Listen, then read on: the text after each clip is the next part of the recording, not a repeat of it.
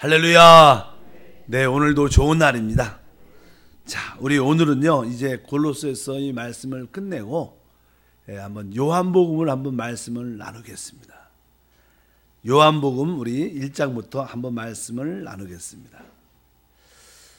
요한복음 1장 1절만 먼저 합독을 하겠습니다. 요한복음 1장 1절. 태초에 말씀이 계시니라. 이 말씀이 하나님과 함께 계셨으니 이 말씀은 곧 하나님이시니라. 우리가 요한복음을 말씀으로 은혜를 받기 전에 한번 우리 하나님의 역사를 한번 볼 필요가 있다. 우리는 우리 자신에게 늘 국한되어 있고 우리 자신을 중심으로 모든 것을 바라보는 그런 시야를 갖고 있습니다. 그러나 이 우주의 중심은 실제로 하나님이십니다. 그래서 하나님 중심으로 하나님의 뜻과 의도와 목적이 무엇인가를 한번 좀 보면 우리가 우리 인생도 또 폭넓게 크게 모든 것을 이해하고 또 이렇게 관용하고 또 용서하고 사랑할 수 있는 그런 큰 마음이 생기지 아니할까. 1장 1절에 이제 태초의 말씀이 계시니라. 요한복음 1장 1절에 태초라는 단어는 영원전을 말합니다. 그래서 우리는 지금 시간이란 어떠한 속에 살고 있습니다. 우리가 시간이란 속에 살고 이 시간이 시작하기 전에 영원전이 있고 또 시간이 이제 끝나고 영원 후가 있습니다. 그래서 우리 하나님께서는 시간의 요소가 없다 이런 표현을 많이 하는데 일단 우리 하나님은 영원전과 또 영원 후, 영원을 갖고 계신 분입니다. 그래서 여기서 1장의 1절에 태초는 바로 영원 전에 이것이 창조되기 전에 그럼 창세기 1장에 보면 태초에 하나님이 천지를 창조했다. 그래서 그 태초란 단어는 이제 시간이 시작을 합니다. 시간의 시작. 그래서 사람이 이제 창조되죠. 그 중심으로. 그래서 시간의 중심의 시간 속에서는 사람이 중심이 되지만 이제 하나님은 영원 전을 갖고 계시다. 그래서 이 태초의 말씀, 이 말씀이 곧 하나님이신데 이 말씀은 영원 전에 계신 분인 것을 우리가 알 수 있습니다. 그리고 성경에 보면 이제 영원 후에 대한 말씀이 있습니다. 새 하늘과 새 땅과 새 예루살렘에 영원 후가 있습니다. 실제로 이 말씀이신 하나님, 우리 그리스도를 말씀하죠. 그리스도, 예수 그리스도. 우리가 보통 예수를 말할 때 예수가 하나님의 아들 이렇게 말씀합니다. 실제로 하나님의 아들이란 그런 뜻은 그분이 신성 하나님이란 뜻을 갖고 있습니다. 그래서 영원 전에 말씀이신 예수는 사실 하나님의 신성만 갖고 계신 분입니다. 그러나 영원 후에 앞으로 영원 후에는 그분은 사람의 인성도 갖고 계신 영원한 분이 되신 줄 믿습니다.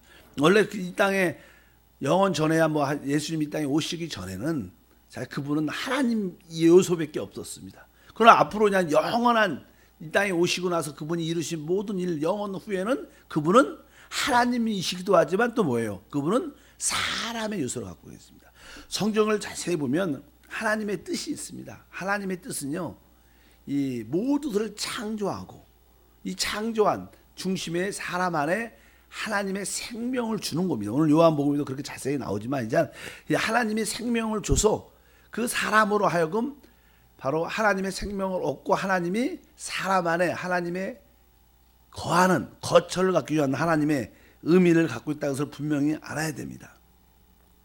우리가 요한복음 1장 49절에서 51절에 보면 나다니엘과 주님의 제자 나다니엘을 택할 때 나다니엘과의 대화 얘기가 기록되어 있습니다. 나다니엘이 말하죠. 1장 49절에 보면 나다니엘이 대답하여 랍비여 당신은 하나님의 아들이시오. 당신은 이스라엘의 임금이로소이다. 이렇게 말을 고백을 하죠. 그러니까 예수께서 말합니다. 예수께서 대답하여 이르시되 내가 너를 무화과 나무 아래서 보았다 함으로 믿느냐. 이보다 더 큰 일을 보리니 또 이르시되 진실로 진실로 너에게 이르노니 하늘이 열리고 하나님의 사자들이 인자 위에서 오르락 내리락 하는 것을 보리라 하시니라. 여기 보면 우리 주님께서 자신을 설명할 때 보통 우리 사람들은 예수님을 하나님의 아들이라고 고백합니다. 그리고 또 뭐 세상에 이스라엘의 임금이라고 표현하지만 우리 주님께서는 자기 자신을 이 땅에 사람으로 오셨을 때 자기를 인자 이렇게요. 인자 사람의 아들이다 이렇게 표현합니다. 꼭 그게 사단도 예수님을 시험할 때 당신이 하나님의 아들이거든. 이 돌들을 변하여 떡이 되게 해서 먹고 먼저 그것을 구복을 채워라. 이렇게 하나님의 아들이거든. 이게 사단은 또 자꾸만 하나님의 아들이라고 자꾸만 지칭을 합니다. 그런데 우리 주님은 사람은 떡으로만 먹고 사는 것이 아니다. 그러니까 사람 본인은 사람이라고 늘 말씀하셔요. 뭐냐 신학적인 그런 의미를 갖고 있지만 그것이 우리 신앙생활 할 때 그것이 무슨 의미가 있겠냐. 근데 항상 사단 귀신들은 예수님을 하나님의 아들이라고 말합니다. 그럴 때마다 우리 예수님 뭐라 그래요? 나는 인자다고 말합니다. 사람이라고 말합니다. 왜? 하나님은 사람을 얻으셔야 하고 사람 안에 하나님의 집을 짓게 돼 있어요. 영원 후에는 늘 그랬잖아요. 하나님께서는 영원 새 하늘과 새 땅과 새 예루살렘의 실제가 무엇이냐? 그것은 하나님과 사람이 이게 하나 되는 겁니다. 그것이 하나님의 뜻과 목적을 갖고 계신 줄 믿습니다. 뭐 하나님 혼자로서 신성으로서 스스로 계신 분으로서 혼자 영원히 있으면 그래서 무슨 즐거움이 있겠습니까? 하나님이. 그래서 하나님은 사람과 함께 연합된 그러한 영원한 집 가운데 누림을 영원히 갖기를 원하시는 것이 하나님의 그런 뜻을 갖고 계십니다. 그래서 영원 전에는 하나님으로만 계셨지만 영원 후에는 그분은 하나님과 사람의 연합된 모습으로 영원히 누림을 갖게 될 것이다. 그래서 그분이 예수님 이 땅에 바로 하나님을 사람 안으로 이끌어오게 하는 그런 일들을 그분은 하시는 일을 기본적으로 하십니다. 그래서 보통 우리 하나님의 역사에서 중요한 몇 가지 일이 있습니다. 첫 번째 일은 알다시피 하나님이 모든 것을 창조했다는 거예요. 그래서 하나님이 태초에 천지를 창조했다. 이 창조의 중심이 무엇이냐? 그건 사람입니다. 이런 얘기 많죠. 그러니까 하늘은 땅을 위해서 있고 땅은 바로 사람을 위해서 있고 이 사람은 누굴 위해서 있어요? 하나님을 위해서 있는 겁니다. 이 모든 이 만들어진 모든 존재하는 모든 것들의 최고의 중심은 사람입니다. 근데 그 사람이 누굴 위해서? 하나님을 위해서 있는 것이다. 그래서 하나님을 어떻게 하기 위해서? 영접하기 위해서 있는 겁니다. 그래서 이 만물이 창조되고 거기에 중심에 사람이 창조된 목적은 하나님을 어떻게? 영접하기 위해서. 그래서 영접하는 자 곧 그 이름을 믿는 자들에게 하나님의 자녀가 되는 권세를 주셨다 이렇게 말씀합니다. 그래서 첫 번째 하나님의 역사에 가장 중요한 것은 창조입니다. 왜? 창조는 하나의 그릇을 만드는 것입니다. 무엇을? 하나님을 생명으로 담을 수 있는 그릇을 만들기 위해서 하나님의 첫 번째 역사는 창조고 두 번째는 이제 그분이 이 안에 사람 안에 오시는 겁니다. 그래서 그 두 번째 놀라운 역사는 인카네이션이라고 말하면서 그게 성육신이라고 말합니다. 믿으시면 아멘. 창조가 있고 그 다음에 더 중요한 사건은 바로 그분이 육신이 입고 있다는 사람으로 오셨다는 사실. 바로 그 뜻은 바로 사람이 하나님을 받아들일 수 있는 준비 그릇으로 그분이 오신 줄 믿습니다. 그리고 나서 근데 사람은 타락을 했죠. 그래서 바로 그 세 번째 주님이 이 땅에서 33년 동안 사시다가 십자가에서 마지막에 죽으셨어요. 바로 그분의 구속을 통해 그 십자가의 죽음을 통해서 모든 것을 다 그분의 피로 구속하신 겁니다. 이제 모든 더러움과 죄의 문제가 해결이 되고 이제 하나님은 그 위에 우리에게 기름 성령을 부어주신 일을 하십니다. 지금 성령을 우리에게 부어주신 일을 하죠. 성령이 예수를 믿으면 영접되고 끊임없이 성령이 우리 안에 부어지고 있습니다. 성령의 부어주심은요, 다른 의미로 하면 계속 이렇게 영적으로 이렇게 페인트를 칠하는 것입니다. 우리가 이 공사를 할 때 이 벽도 그러지만 처음에 이렇게 이런 회색 비슷한 색깔을 칠할 때 한 번 칠해갖고 이 색깔이 이렇게 깊이 묻어지지 않습니다. 또 바르고 또 바르고 바르면 이제 그것이 계속 흡수돼서 온전하게 그렇게 되는 것처럼 우리 안에 성령은 계속 기름 부음이 있습니다. 그러면서 계속 그 기름 부음의 역사가 무엇인가? 계속 우리를 변화시켜 가는 거예요. 그래서 성령의 역사는 계속 우리를 뭐예요? 변화시키는 역사가 끊임없이. 그래서 많은 사람들은 성령의 역사를 뭐 능력이라고 생각도 많이 하지만 그것은 사단에 대해서 어둠의 영에 대해서 능력적인 면이고 하나님은 우리 안에 성령의 기름 부음을 주신 목적은 계속 우리를 어떻게 변화시키는 거예요. 그래서 계속 우리는 변화되고 새롭게 되고 변화되고 그런 과정을 계속 겪고 있습니다. 그리고 계속 결국 우리가 이 변화가 된다면 결국 여러분과 저가 우리 모든 성도들이 변화의 결과로서 하나가 될 수 있는 거예요. 그 모든 성도들이 영적으로 이게 하나가 될 때 그게 하나님의 집입니다. 하나님의 집, 교회를 그렇게 표현해요. 바로 우리가 계속 성령의 기름부를 받으면 계속 변화되고 다른 분도 이해가고 또 용서하고 품을 수 있고 진짜 같은 의견을 가질 수 있고 같은 말을 할 수 있고 같이 사랑할 수 있게 되고 이 모든 구속받은 자들이 하나가 됩니다. 변화돼야지 하나가 되죠. 변화될 때 그 변화된 우리 모두가 하나가 될 때 그게 곧 뭐예요? 하나님의 집입니다. 그래서 하나님은 이 하나님의 집을 짓고 그 안에 하나님과 우리 변화다 우리 모두가 영원히 하나님의 축복을 영원히 누리는 게 영원 후의 일입니다. 하나님은 크게 그런 역사를 갖고 이 땅에서 모든 일들을 진행하고 계신다.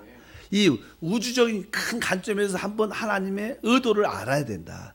그렇지 않으면 우리가 부분적으로 그 하나의 일, 사건, 내 문제만 보면 인생의 진정한 의미, 하나님의 뜻, 왜 내가 사는지, 왜 존재하는지 그런 것을 깊이 만질 수가 있지 않아요. 그저 먹을 거, 입을 거, 마실 거 여기에 국한하다가 그냥 속아서 그냥 멸망할 수밖에 없는 게 인류의 모습인데 하나님의 큰 역사를 보면 이런 뜻을 갖고 계신다. 그래서 하나님의 뜻은 바로 이제 사람과 하나님이 하나가 돼서 바로 그 안에 하나님이 거하는 집을 갖고 계신다. 그래서 그 성육신에서 첫 번째 예수님이 이 땅에 오셨을 때 그런 표현을 합니다. 바로 그분이 예수 안에 거하신다는 그런 표현을 하는데 요한복음 1장 14절에 그런 말씀이 기록되어 있습니다. 한번 보면 말씀이 육신이 되어 우리 가운데 거하심에 여기 보면 우리 가운데 거하셨다 이런 표현. 이것은 뭐예요? 바로 말씀이 육신이 되어 우리 가운데 거하심에 이것은 거하신다는 뜻은 집을 졌다는 거처라는 뜻이에요. 그러니까 집을 졌다 건축했다는 뜻입니다.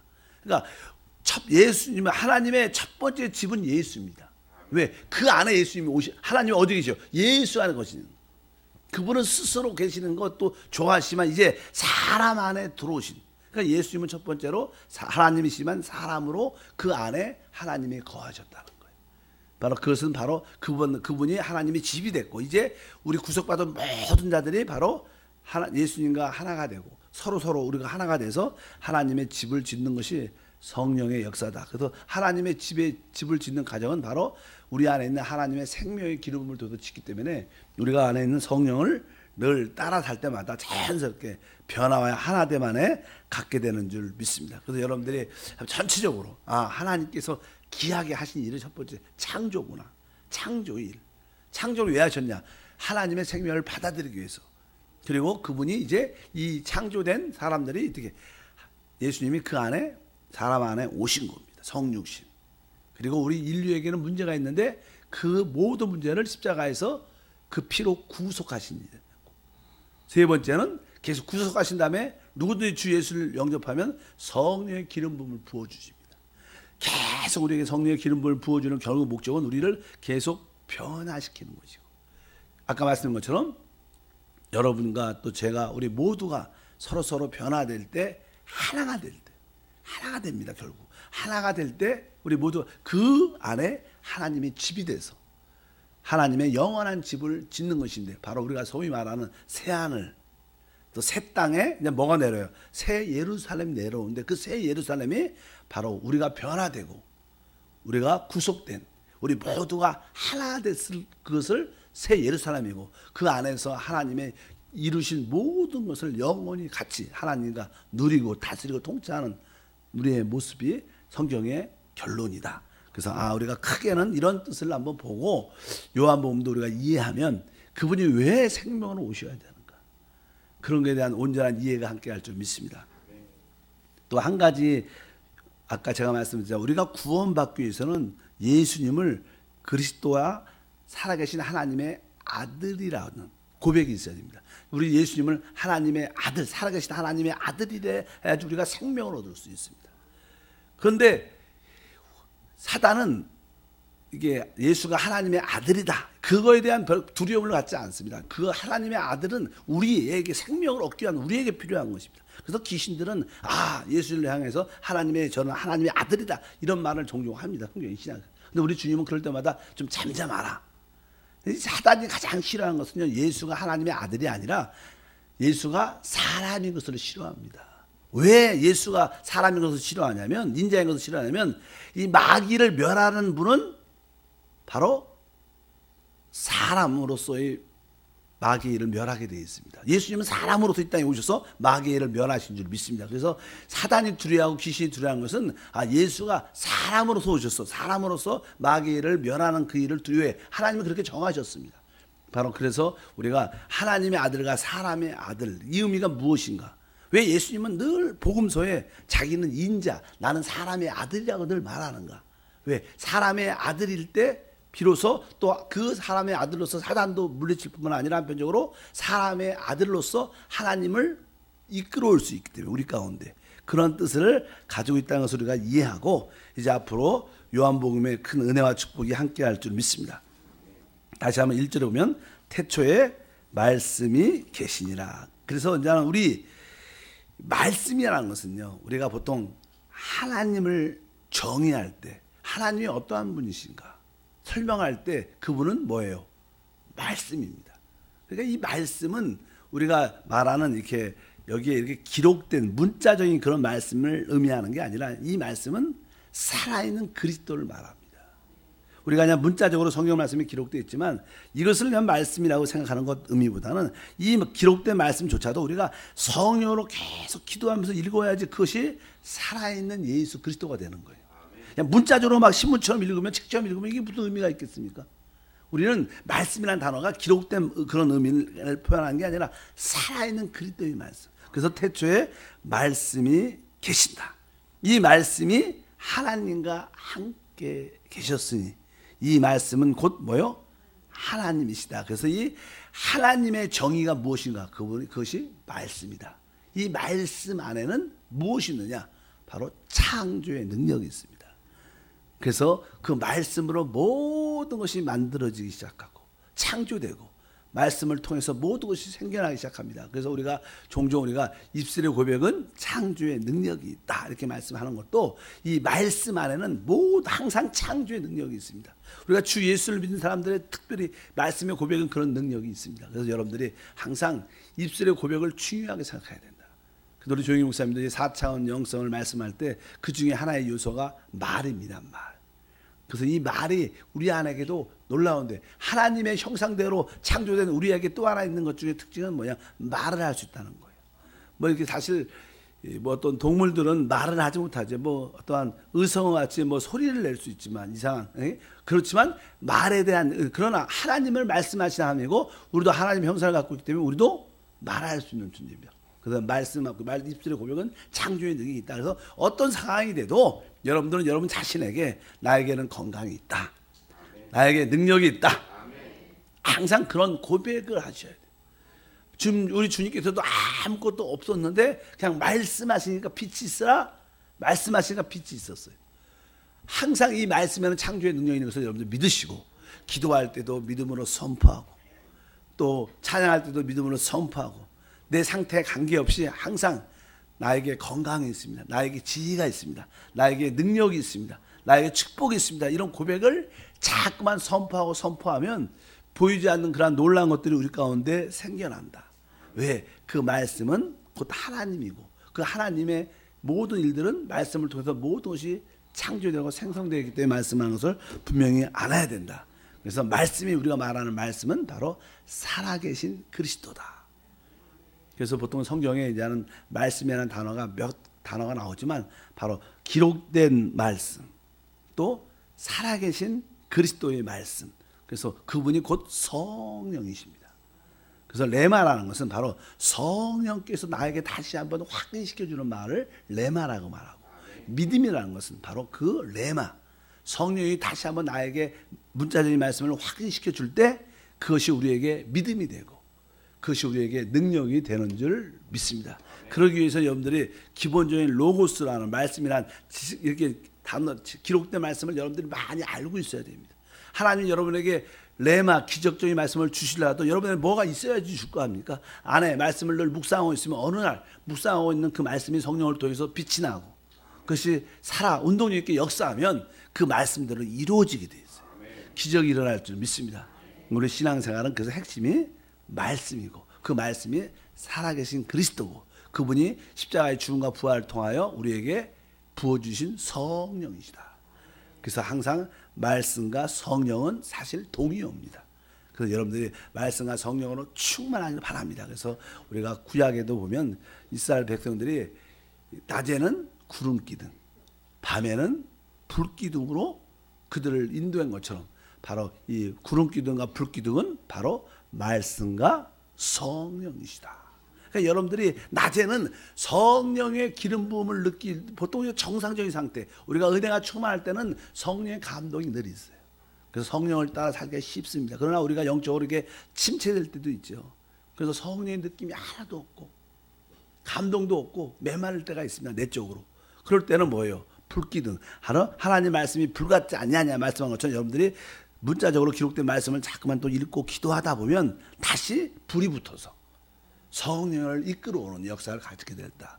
내가 침체되고 어두울 때는 이 말씀을 자꾸만 읽고 그 말씀을 갖고 기도해야 됩니다. 그 여러분들이 충만해지면 자연스럽게 성령을 따라 살면 됩니다. 영적이 근데 대부분 여러분들이 말씀과 성령으로 충만하셔서 승리하길 바랍니다. 하나님의 큰 역사를 한 가지만 다시 한번 확인합니다. 하나님은 어떠한 역사? 바로 하나님과 사람이 이게 연합된 영원한 집안 하나님의 거처 안에서 영원한 누림을 우리와 함께 하기를 원하신다. 근데 어떻게 하나님을 집을 짓느냐? 그래서 하나님의 집을 짓기 위해서 첫 번째 그분은 창조하셨고 그분이 이 땅에 성육신하셨고 인간의 모든 문제를 구속으로 끝내셨고 그 다음에 성령을 기름 부어 주셨고 계속 우리를 변화시켜서 결국 우리가 주님뿐만 아니라 우리 서로가 하나 될 때 그게 하나님의 집이 건축되는 것이다. 그것을 성전을 건축한다는 표현을 합니다. 이 5가지를 이해를 하면 됩니다. 창조, 성육신, 구속, 그 다음에 성령의 기름 부어주심, 그리고 그 결과 하나님의 집이 지어지는구나. 그게 새 예루살렘입니다. 우리는 그곳에서 영원히 우리가 하나님이 이루어 놓으신 놀라운 일들을 마음껏 최고의 누림을 갖게 될 줄 믿습니다. 하나님 아버지 감사합니다. 요한복음을 시작하면서 전체적인 하나님의 계획과 뜻을 볼 수 있도록 은혜를 베풀어 주시고 왜 그분이 창조하셨고 왜 그분께서 이 땅에 육신을 입고 오셨는지 또 그분이 십자가의 죽음을 통해서 우리의 구속을 이루셨는지 그리고 왜 성령을 끊임없이 우리 가운데 부어주시고 기름 부어주시는지 바로 그것은 하나님의 집 우리 사랑과 하나님뿐만 아니라 우리 모든 구속받은 자들이 하나된 하나님의 집을 갖기 위한 뜻을 믿습니다. 그럴 때 우리는 하나님이 이루신 놀라운 일을 영원히 누리며 하나님 영광을 드러내게 될 줄 믿습니다. 이러한 큰 그림을 보고 우리 인생을 살게 하시고 그러므로 말미암아 작고 조그만 일에 너무 연연하지 말고 큰 그림을 보고 믿음으로 달려갈 수 있도록 지혜를 더하여 주시옵소서. 요한복음을 공부할 때 우리에게 창조의 능력이 나타나게 하시고 또 다시 한번 빛과 생명으로 누림을 얻는 귀한 시간 됨을 믿습니다. 주 예수 이름으로 기도합니다.